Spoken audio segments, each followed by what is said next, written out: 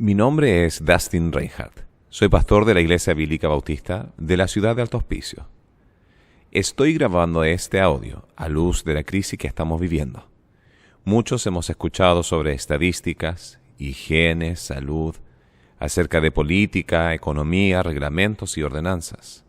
Estamos viviendo en tiempos de gran incertidumbre. El temor más grande que veo en la sociedad está relacionado con el tema de la muerte y el temor que trae.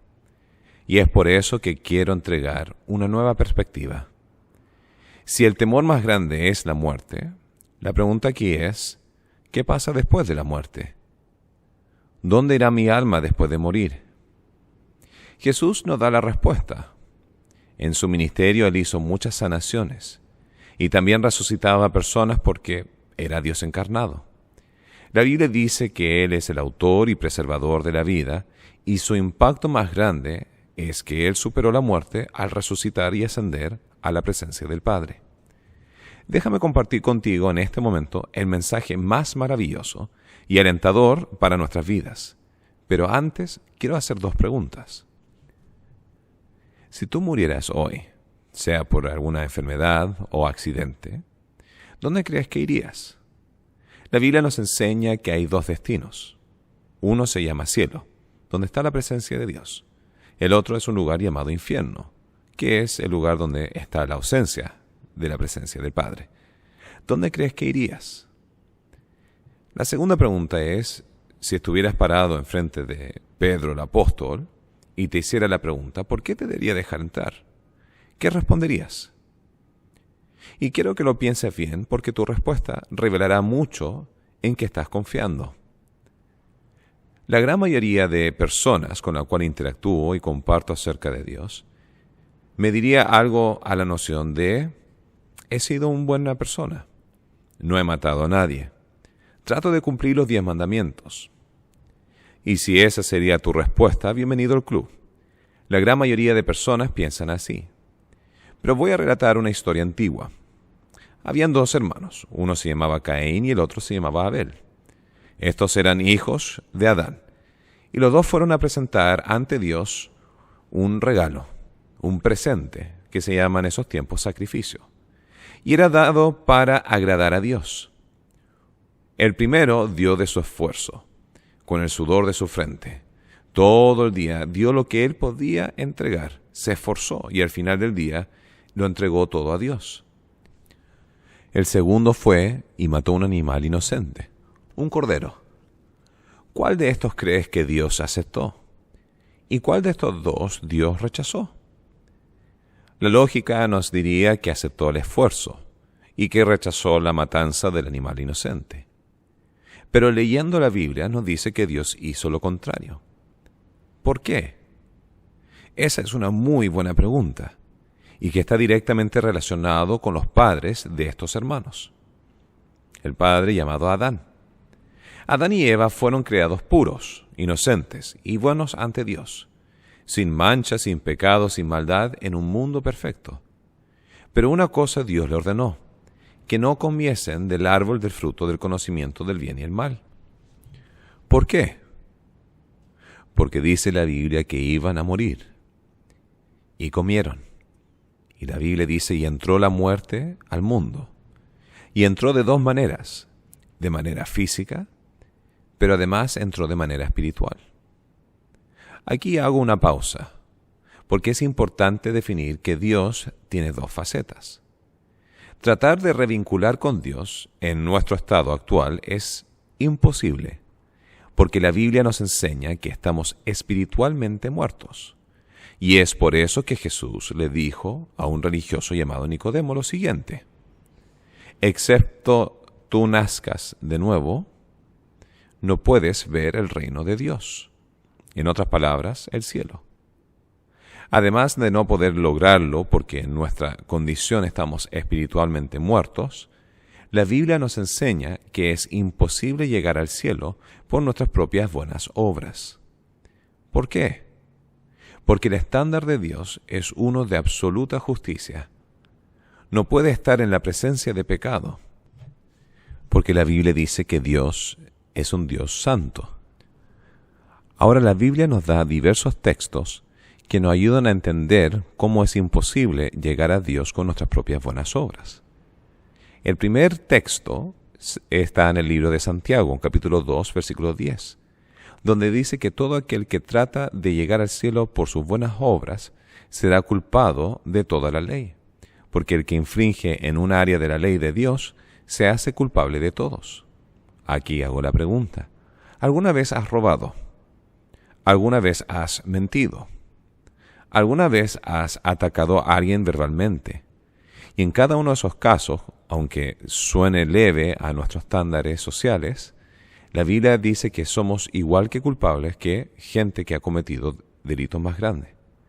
En el libro de Gálatas, en el Nuevo Testamento, en el capítulo 3 y versículo 10, nos enseña que aquellos que dependen en las obras de la ley para ir al cielo, en sus buenas acciones, la Biblia dice que son malditos. ¿Por qué? Porque dice que maldito aquel que no cumple toda la ley. Santiago nos dice que somos culpables de todo. Gálatas dice que somos malditos. En el libro de Romanos capítulo 4, versículo 4, el apóstol Pablo también está recalcando este mismo principio a esta iglesia. Y le dice a la iglesia que está en Roma que aquellos que tratan de llegar a Dios a través de las buenas obras que han hecho, la Biblia no se le va a considerar como un salario, sino se le va a considerar como una deuda.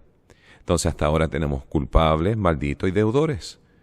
En el Antiguo Testamento tenemos el caso del libro de Isaías, donde en el capítulo 64 y en el versículo 6 dice que nuestras buenas obras son consideradas iguales que trapos de inmundicia. ¿Qué podemos hacer entonces? Dios no lo puede aceptar porque es un Dios justo, es un Dios santo. Es como la historia de un juez que sentenció a una persona a una cadena perpetua por haber hecho grandes crímenes. Y luego llega al juzgado y entra el sobrino de tal juez. Y al verlo el juez le dice: ¿y tú qué haces acá? Y él responde: es que yo fui chofer de todos los crímenes. Como juez, ¿qué debe hacer él? Digamos que el juez le da un perdón por ser familiar. ¿Sería esto justo? La respuesta es no. De la misma manera, Dios con Satanás y el hombre, donde Dios observa a Satanás como el autor, la mente brillante en el crimen del siglo, el crimen de toda la humanidad, que ha sido la integración de pecado al mundo. Dios no puede dejar a Satanás ir sin ninguna condena. Pero al mismo tiempo, en su justicia, el hombre siendo víctima, se podría decir, de las acciones que hizo Satanás para engañar a Adán y Eva, también ha sido cómplice en todo este suceso. Y esa es la razón por la cual existe el infierno, como un lugar de tormento contra Satanás. Pero, ¿qué pasa con el hombre? Dios además es amor, y siendo amor, Él encontró un modo de poder mantener su justicia y además salvar al mundo.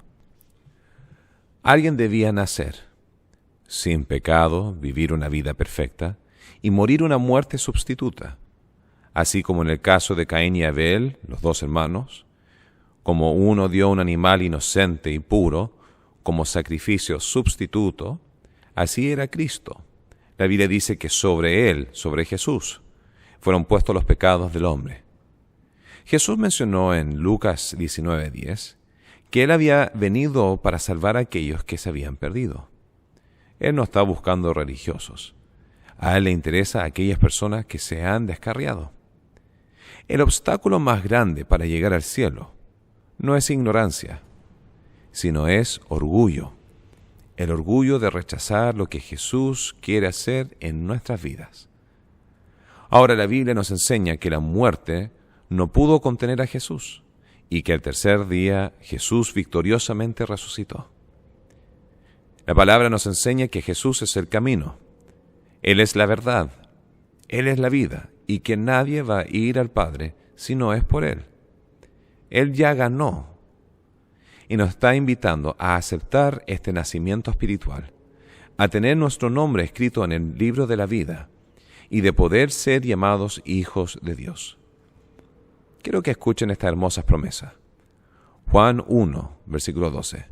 Mas a todos los que le recibieron, a los que creen en su nombre, le dio potestad, en otras palabras, el poder de ser llamado hijo de Dios. Juan 3:16 también dice, porque de tal manera amó Dios al mundo, que ha dado su Hijo unigénito, para que todo aquel que cree en Él no se pierda, mas tenga vida eterna. ¿Qué debo hacer? Primero, entender que tu pecado ha hecho una brecha entre tú y Dios. Segundo, reconocer que no puedes llegar al cielo por tus propias buenas obras. Eso se llama humildad.